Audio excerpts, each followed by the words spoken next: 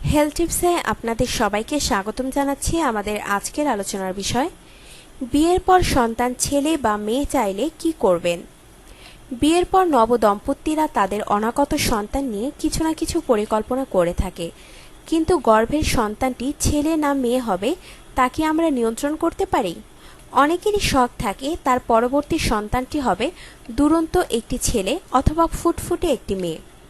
একেবারে নিশ্চিত হবার কোনো উপায় না থাকলেও ছোট একটি প্রাকৃতিক কৌশল অবলম্বন করা যেতে পারে।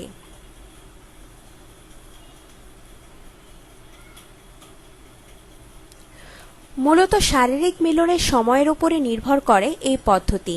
তা কি করে কাজ করে জানতে হলে আপনাকে প্রথমেই দুইটি বিষয়ে জ্ঞান রাখতে হবে। একটি হলো ওভিউলেশন বা ডিম্বপাত নামের প্রক্রিয়াটি কিভাবে কাজ করে, আরেকটি হলো স্পার্ম বা শুক্রাণু কিভাবে একে প্রভাবিত করে।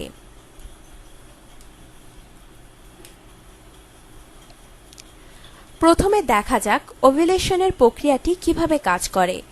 নারীর শরীরে প্রতি মাসে 5 দিনের একটি সময়সীমা থাকে যখন ওভিউলেশন হয়। ডিম্বপাতের 3 দিন আগে থেকে শুরু করে 1 দিন পর পর্যন্ত হলো গর্ভধারণের জন্য সবচাইতে উপযুক্ত সময়। কারণ ডিম্ব কার্যকরী থাকে মাত্র 24 ঘন্টা, কিন্তু শুক্রাণু নারীর শরীরে 5 দিন পর্যন্ত কার্যকরী থাকতে পারে। এই সময়ের মাঝে গর্ভধারণ করা যাবে তা জানা গেল। এবার আসুন সন্তান ছেলে না মেয়ে হবে তা কিভাবে ঠিক করা যেতে পারে। জানতে হবে শুক্রাণুর প্রভাব। এক্স ক্রোমোজোমধারী শুক্রাণু দ্বারা ডিম্ব নিষিক্ত হবার কারণে সন্তান মেয়ে হবে, আর ওয়াই ক্রোমোজোমের কারণে সে হবে ছেলে। ওয়াই শুক্রাণু তুলনামূলকভাবে অনেক ছোট, কিন্তু তা আবার বেশ দ্রুতগামী। তারা খুব বেশিক্ষণ জীবিত থাকে না। এক্স শুক্রাণু বেশ বড় এবং ধীর গতির, কিন্তু তারা আবার একটু বেশি সময় বেঁচে থাকে। এই দুইটি বিষয় জেনে রাখার পর আসুন দেখি করণীয় কি। ছেলে সন্তান চাইলে ওয়াই শুক্রাণু যাতে খুব দ্রুত ডিম্বের কাছাকাছি যেতে পারে সে ব্যবস্থা করতে হবে। এর জন্য নারীর যেদিন ডিম্বপাত হচ্ছে সেদিনেই মিলিত হওয়াটা জরুরি, নয়তো শুক্রাণুটি আর কার্যকরী থাকবে না।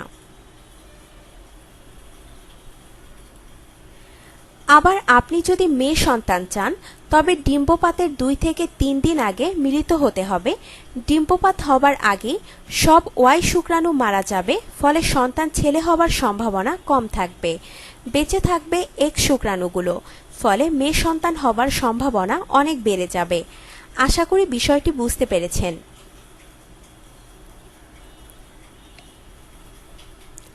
আপনার সুস্বাস্থ্য কামনা করে আমাদের আজকের আলোচনা এখানেই শেষ করছি।